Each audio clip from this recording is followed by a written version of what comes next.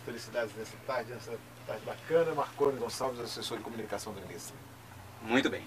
Doutora Eliana Calmon, a nossa primeira pergunta à senhora é sobre qual a avaliação que a senhora faz sobre a violência crescente na Bahia. O que a senhora tem a dizer aos nossos ouvintes, todo o extremo sul, uma sintonia só, aguardando o pronunciamento, o que a senhora tem a dizer sobre essa coisa que é preocupante nos baianos, o crescente, a violência tem crescido na Bahia. Qual a avaliação que a senhora faz sobre isso? Eu estou, como todos os demais brasileiros e os nossos ouvintes, assustada. Assustada pelo nível de violência que está muito grande, muito sério. E isto me faz refletir o porquê disso. E parece até que de repente as coisas eclodiram e estão em níveis insuportáveis. Nós não suportamos mais. Aliás, eu estava andando pela cidade e estava vendo uma característica da cidade, que às vezes a gente passa e pode não prestar atenção.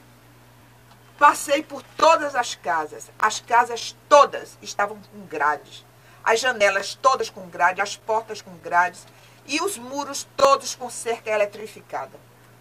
Isso é um absurdo. Eu estive em Luiz Eduardo, observei a mesma coisa. Até prédios de edifícios de apartamento, o primeiro e o segundo andar, tudo de grade. Mesmo alto, tudo de grade. Quer dizer, o povo está encurralado dentro de casa. E até se isso acontece, é porque estão andando pouco na rua, estão evitando andar pouco na rua. E antigamente o que a gente via é que eram os ricos que eram assaltados. Hoje são as pessoas de classe média, as pessoas mais simples que estão sendo assaltadas, os assaltos, os sequestros relâmpagos. E me disse um delegado na cidade de Salvador que existem 11 sequestros relâmpagos por dia na cidade de Salvador. Isso é muita coisa, né? E nas cidades do interior, que eram cidades que tinham um pouco mais de tranquilidade, nós estamos vendo aí todo dia na televisão, os caixas eletrônicos sendo explodidos, ninguém mais tem sossego. Muito bem, são 13 horas e 33 minutos, estamos entrevistando aqui a ex-ministra Eliana Calmon. Deixa eu pegar o meu advogado, pelo menos, boa tarde dele, doutor Ney Roberto, um dos melhores advogados da Bahia. Boa tarde, doutor, seja bem-vindo, é um prazer tê-lo aqui, doutor Ney Roberto. É um prazer retornar, principalmente num momento, numa hora muito ilustre, muito aconchegante, por assim dizer, em que a ministra nos dá a honra dessa visita e, consequentemente, em nome da diretoria da 98, desejo que a senhora seja bem recebida e que entre no lar dos nossos eunapolitanos com muita alegria, com muita satisfação e que, nesse momento, nós estamos com o coração cheio de vontade, de ansiedade de ouvir a palavra dessa eminente ministra. Muito obrigado. Muito bem. Doutora, eu vou relatar para a senhora aqui 3 fatos que aconteceram em nossa cidade em menos de 30 dias. Recentemente nós tivemos uma criança de 13 anos que foi assassinada em um bairro aqui de Eunápolis. Dias depois nós tivemos uma tragédia no presídio aqui em Eunápolis, onde 6 pessoas foram mortas, algumas delas queimadas vivas.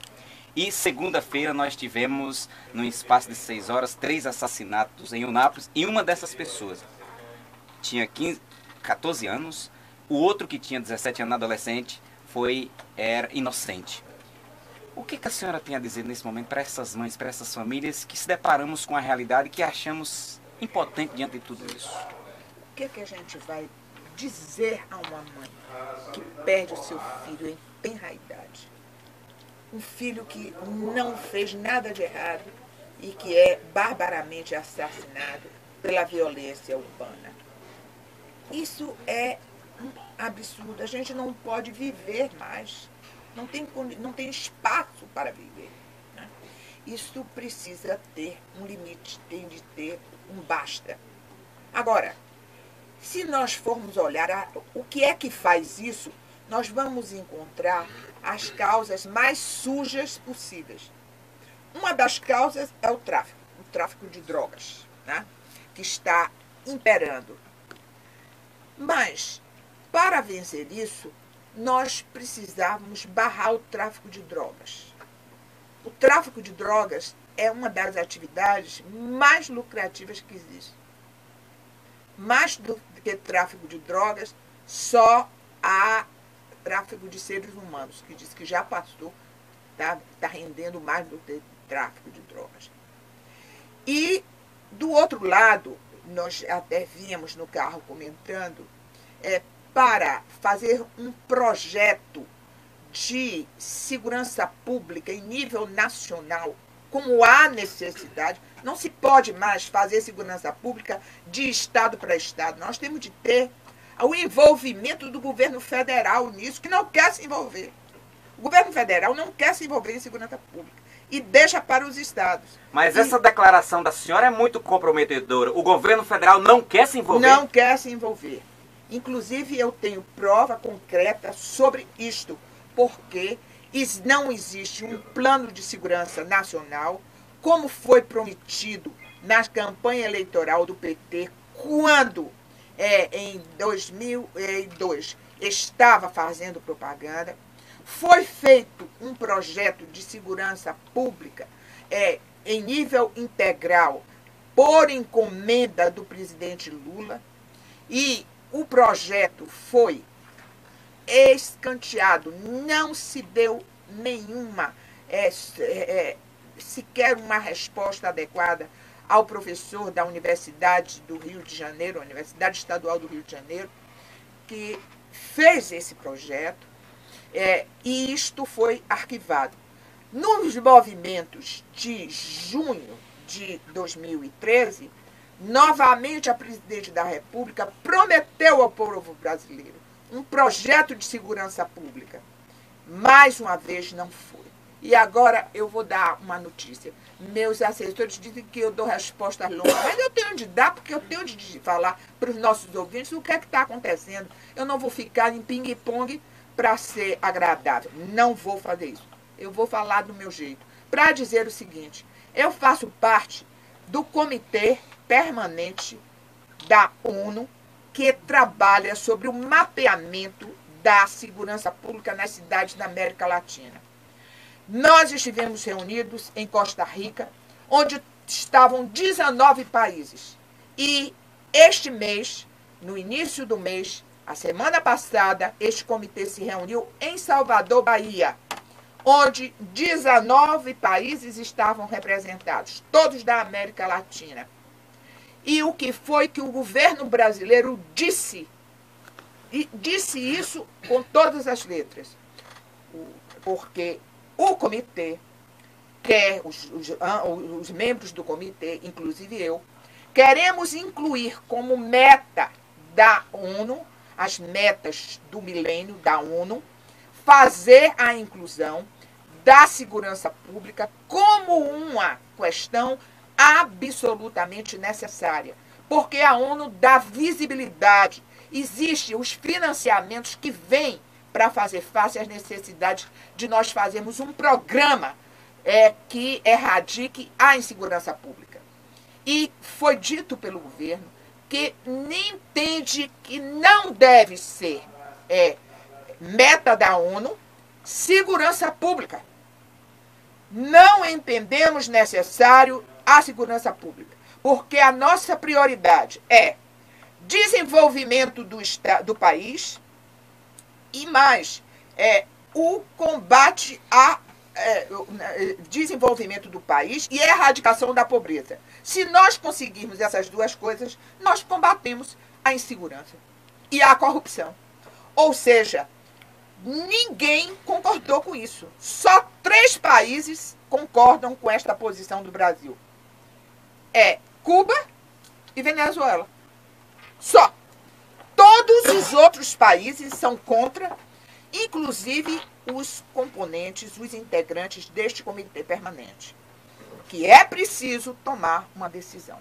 Muito bem, estamos ouvindo aqui a ex-ministra Eliana Calmon, a doutora Eliana Calmon. O Wallace Torres, por favor, faça sua pergunta aí à nossa convidada de honra, a doutora Eliana Calmon. Inicialmente, desejar uma boa tarde à ministra Eliana Calmon, toda a sua equipe que aqui se encontra, membros da OAB, doutor Ney Roberto, doutor José Henrique, doutora Roberta Trutucci. Ministra Eliana Calmon, uma das principais reivindicações de toda a sociedade do nosso país é a questão da redução da maioridade penal. Qual é a sua opinião com relação a este tema, ministra, que tem sido discutido em todo o nosso país? A sociedade pede isso, clama por isso, porque está tão amedrontada, tão insegura, que nem reflete mais sobre as consequências disso. Mas o que eu quero dizer é que isso não vai resolver. Isso é como tirar o sofá da sala. Por quê? O que nós sabemos é que está cada vez mais diminuindo a incursão dos jovens no crime em razão das drogas.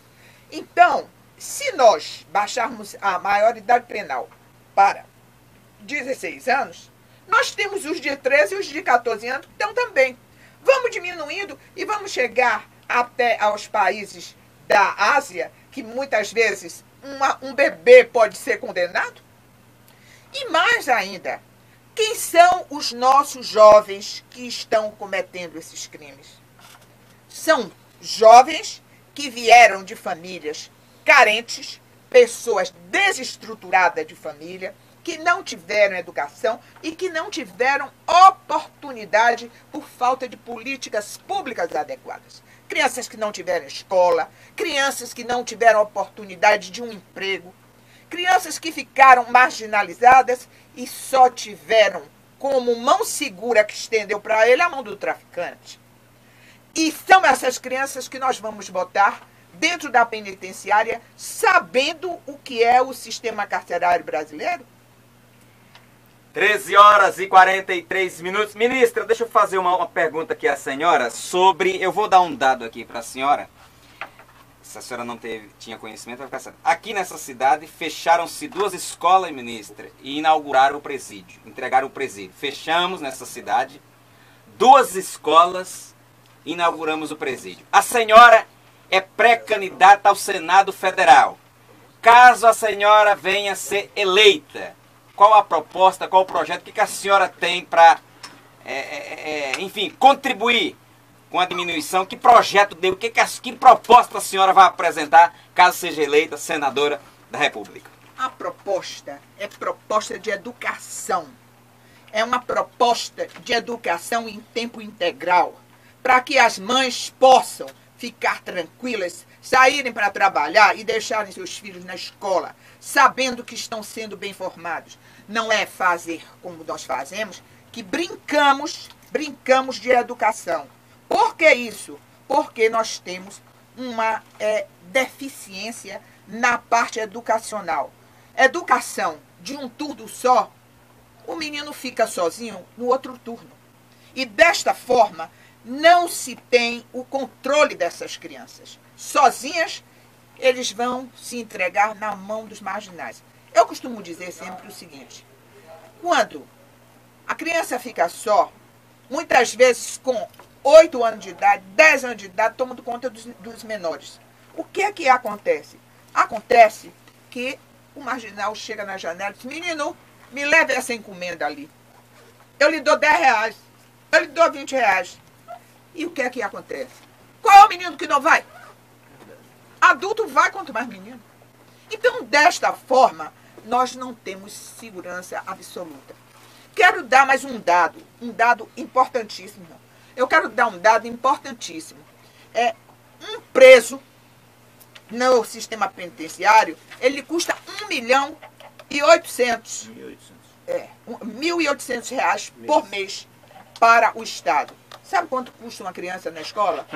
Custa R$ 224. O preso custa quanto? R$ 1.800 por mês. As nossas crianças? As nossas crianças custam R$ 224. São 13 horas e 45 minutos. Estamos numa entrevista calorosa aqui com a ex-ministra Eliana Calmon, pré-candidata ao Senado Federal pelo PSB, não é isso? Pelo PSB. Muito bem. Elenaldo, eu tinha uma outra pergunta, mas Elenaldo vai fazer uma pergunta. Doutor, eu queria que a senhora nos explicasse, que às vezes a gente fica assim um pouco sem entender as nossas leis. Por exemplo, uma senhora foi condenada, foi presa e condenada por furtar um pote de margarina, de manteiga no mercado. E tem muita gente aí que mete a mão no dinheiro público e tá solto, enfim, como é que a população entende isso? Milhões são desviados e ninguém é punido. E uma senhora que entra no mercado, pega um pote de manteiga, é condenada e vai para a prisão. Como é que se explica essa questão, doutora? Olha, a coisa mais difícil do mundo é a gente condenar a autoridade. Eu digo isso com autoridade, porque eu fui juíza federal, desembargadora federal e ministra do Superior Tribunal de Justiça. No Superior Tribunal de Justiça é foro especial de quem? De governador, de desembargador, de conselheiro de Tribunal de Contas. São esses os foros especiais.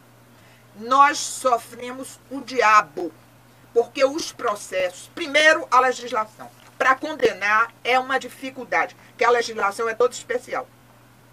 Segundo, porque tem todos os entraves burocráticos e todos os entraves de quem realmente tem poder. Cada passo que a gente dá é uma habeas corpus que entra no Supremo Tribunal Federal. Advogados que são magníficos. Os grandes advogados, os grandes escritórios de São Paulo e os grandes escritórios de Brasília são essa gente.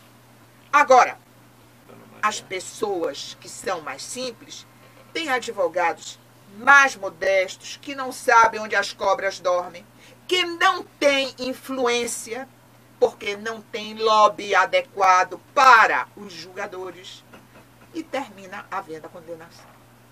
13h47, uma entrevista calorosa aqui com a doutora Eliana Calmon, ex-ministra. Ela foi aí do CNJ, Conselho Nacional de Justiça. Elenaldo, por favor, agora faça a sua pergunta à pré-candidata ao Senado Federal, a doutora Eliana Calmon.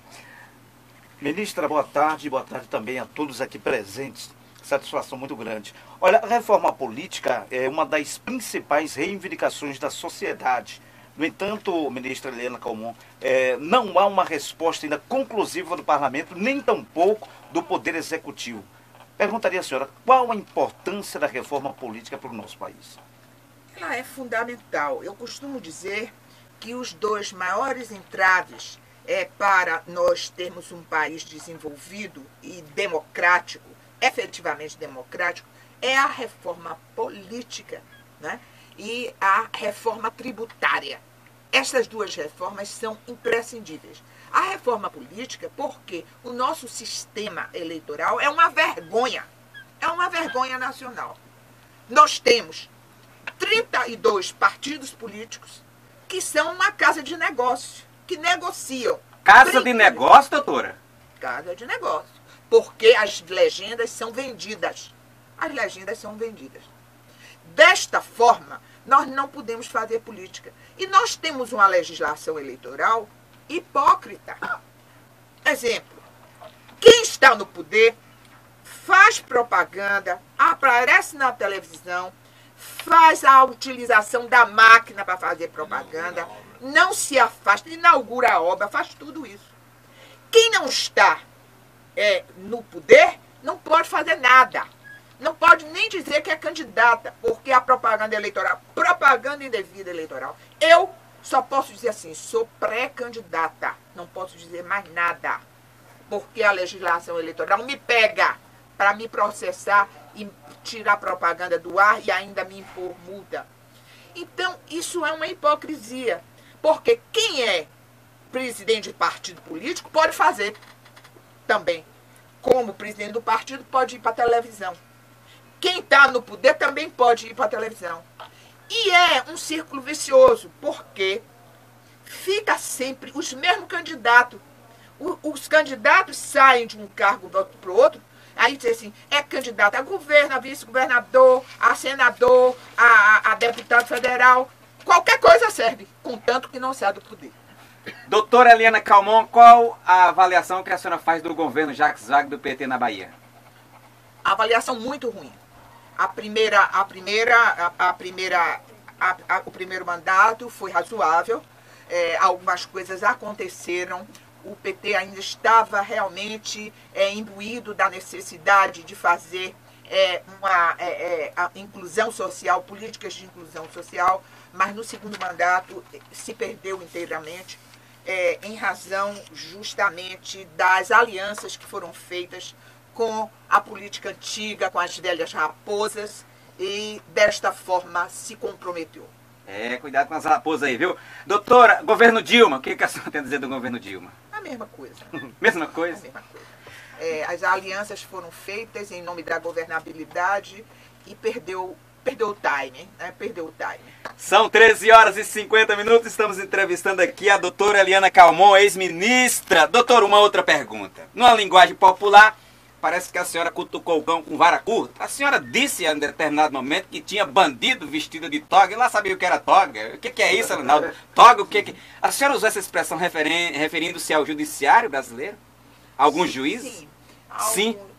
Eu estava dando uma entrevista até a jornalistas do interior de São Paulo, jornalistas de jornais pequenos, etc. E estava assim, sem pretensão nenhuma. Eles estavam gravando até com celular. Disseram, pode gravar? Pode gravar e tal. E eles disseram qual é a maior dificuldade que a senhora está tendo na corregedoria. E eu disse o seguinte, olha, a maior dificuldade é porque a legislação é extremamente protetora do juiz. E mais, a cultura do judiciário é que não se fale, que não se diga, que não se apure as coisas. E isso é extremamente deletério, é muito ruim para a instituição. Porque quem é bandido se esconde atrás da toga por causa dessas facilidades. Isso eu disse e aí foi um horror, porque assim, ela está chamando todos os juízes de bandido.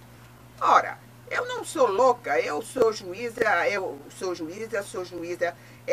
por concurso, por vocação, escolhi ser juíza, me aposentei já no final da minha carreira, e eu não ia dizer que os juízes eram bandidos, que eu não sou louca de achar isso. Mas eu não posso dizer que não tem bandido que está no Poder Judiciário e que use toga. Não posso dizer que não há. Esquentou, Alas. O negócio tá bom. Vamos lá, Alas. Faça suas perguntas. Ministra, uma outra insatisfação de toda a sociedade é o excesso dos gastos públicos, o inchaço da máquina administrativa. A senhora é a favor da redução de ministérios em nosso país? Lógico. É óbvio. 39 ministérios, ministra? 39 ministérios. E Marina Silva disse que não botaram mais um para não ficar parecendo com a história de Alibaba. Alibaba e seus 40. Doutora Eliana Calmon, são 13 horas e 54 minutos. O que levou a senhora hoje a ser pré-candidata ao Senado e futuramente, registrando, será candidata ao Senado Federal? Eu comecei a avaliar o que estava acontecendo na política brasileira, na política do meu país, e eu fiquei preocupada, porque hoje a ideia que o cidadão correto, decente tem de político é dizer assim, é ladrão, não presta, é velhaco. E eu disse o seguinte, mas esses políticos são escolhidos pelo cidadão brasileiro. E à medida que a gente vai dizendo isso, a gente vai se encolhendo, vai se afastando da política. E a pergunta é o seguinte, e você, como cidadão brasileiro, você fez alguma coisa para diminuir isso? O que é que você fez para acabar com isso? Senta e fica falando mal dos políticos? Político não é marciano. Político é dessa terra, é dessa sociedade que nós vivemos. E aí eu resolvi enfrentar. Disse, não, eu vou enfrentar a política para me apossar de espaço público que me tomaram.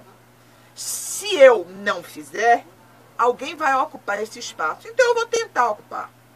Eu digo que é quase uma reintegração de posse. Eu quero ser reintegrada no que me tomaram indevidamente. Pessoas inadequadas nos lugares que são de cidadão de bem. São 13 horas e 55 minutos, estamos entrevistando aqui a ex-ministra, a doutora Eliana Calmon, pré-candidata ao Senado Federal pelo PSB. Registrar a presença aqui do vereador médico, doutor João Lopes, também, aí representando também aí. Um abraço, doutor médico da nossa cidade e vereador também da cidade.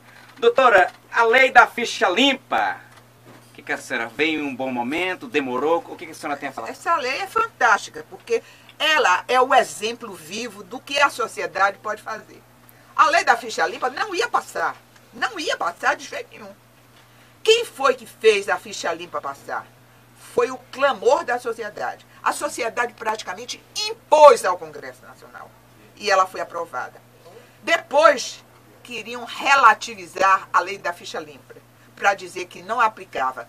Nas eleições passadas não aplicaram, e agora já está dizendo que era para não aplicar também nas eleições de 2014. Vieram então os movimentos de junho do ano passado.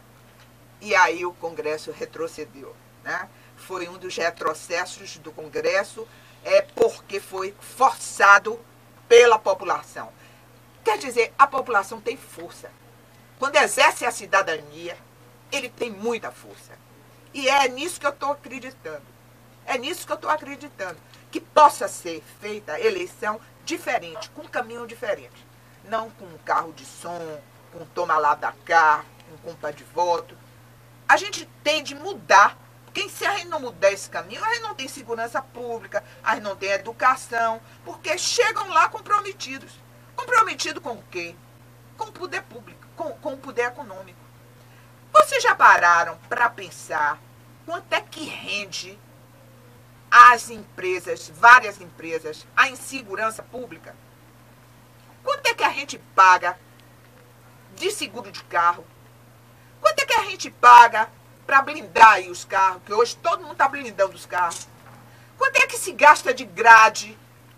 Quanto é que se gasta de cerca elétrica? Câmeras. E as empresas particulares de segurança?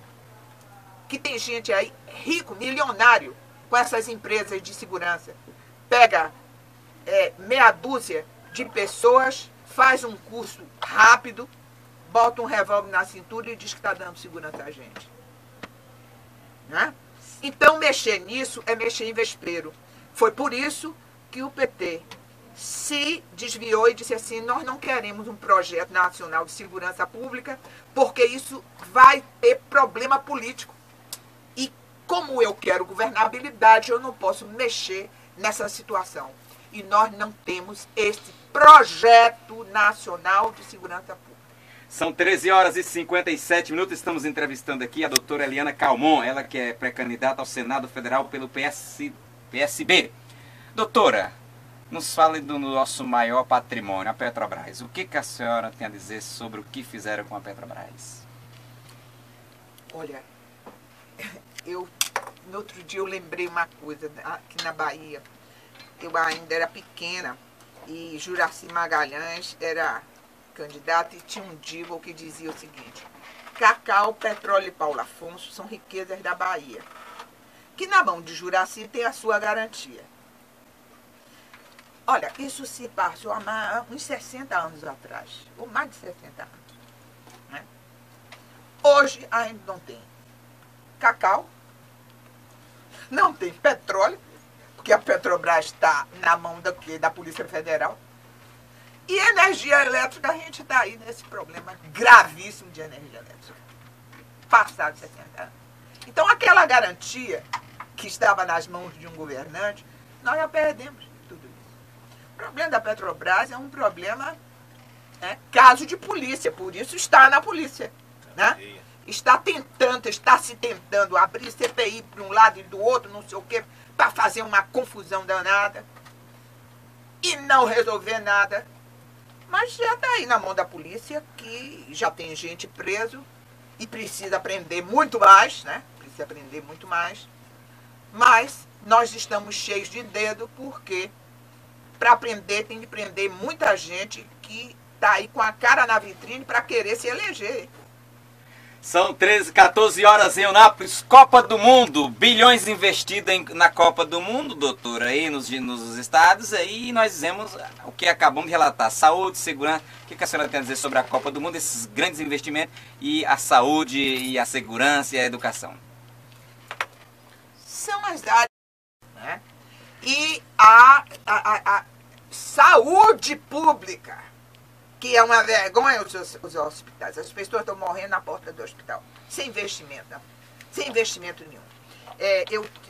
Eu tenho um levantamento que isso não é da minha cabeça, não. Foi o TCU, o Tribunal de Contas da União, fez um levantamento em mais de 1.700 hospitais brasileiros e chegou à conclusão seguinte: de 2010 até dezembro de 2013, foram desativados 2 leitos por dia 12.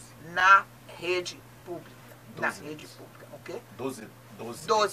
12 leitos, não foi 12, 12 leitos por dia na rede pública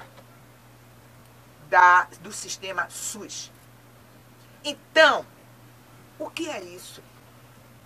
Uma transferência, inclusive, para a rede privada, que é riquíssima.